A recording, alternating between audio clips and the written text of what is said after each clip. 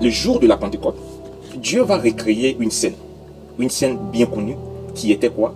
Qui était ce qui s'était déjà passé lorsque les hommes ont commencé à se multiplier. Qui était quoi? La tour de Babel. La grande confusion où Dieu il était descendu pour confondre le langage des hommes. Le jour de la Pentecôte, la même scène va se reproduire. La Bible dit cette fois-ci, ce ne sont pas les langues qui ont été séparées, mais ce sont toutes les langues qui vont maintenant se rassembler à la chambre haute. Toutes les tribus de la terre seront réunies là et ils seront représentés. Et pendant qu'ils seront là, Dieu va maintenant descendre à nouveau sous forme du Saint-Esprit.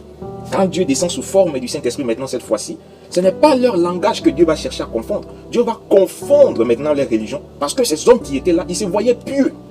C'était des juifs pieux, des adorateurs qui sont montés à Jérusalem. Maintenant, lorsque le Saint-Esprit descend, la Bible dit des langues de feu se posaient sur chacun d'eux. Pourquoi? Jean-Baptiste dit, moi, je vous baptise d'eau, mais lui qui vient après moi, c'est lui qui vous baptisera de l'Esprit et de feu. Donc, des langues de feu, c'était le baptême de feu, et le Saint-Esprit remplit toute la maison où ils étaient assis. Et la Bible ajoute ceci. Il s'est mis à parler en d'autres langues, comme l'Esprit leur donna de s'exprimer. Mais aujourd'hui, des gens vont se baser encore sur ces versets-là pour dire que les jours de la Pentecôte, ils ont parlé en langue. Que lorsque vous recevez le Saint-Esprit, la première chose qui doit se produire, c'est le parler en langue. Mais c'est faux. La Bible dit, ils ont parlé en d'autres langues, comme l'Esprit leur donnait de s'exprimer. Le parler en langue et le parler en d'autres langues sont des choses différentes. Et le parler en langue n'est même pas le signe qu'une personne a reçu le baptême du Saint-Esprit. Parce que le parler en langue, c'est ce qu'on appelle des incantations, si vous voulez. Le féticheur, il fait des incantations, il parle en langue. Lorsqu'il va rentrer en transe, il commence à parler en langue. Le Saint-Esprit, le jour de la Pentecôte, quand le Saint-Esprit est descendu, la Bible dit, il a fait quoi?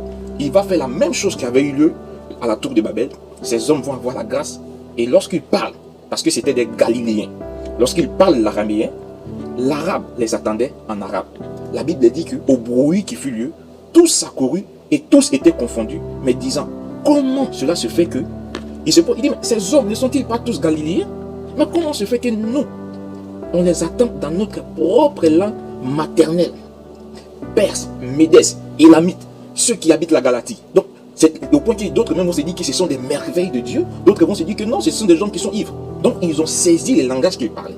Donc, en d'autres termes, le Saint-Esprit était devenu l'interprète. Parce que Dieu voulait maintenant expanser la vie dans l'univers. Dieu voulait maintenant répandre l'immortalité partout.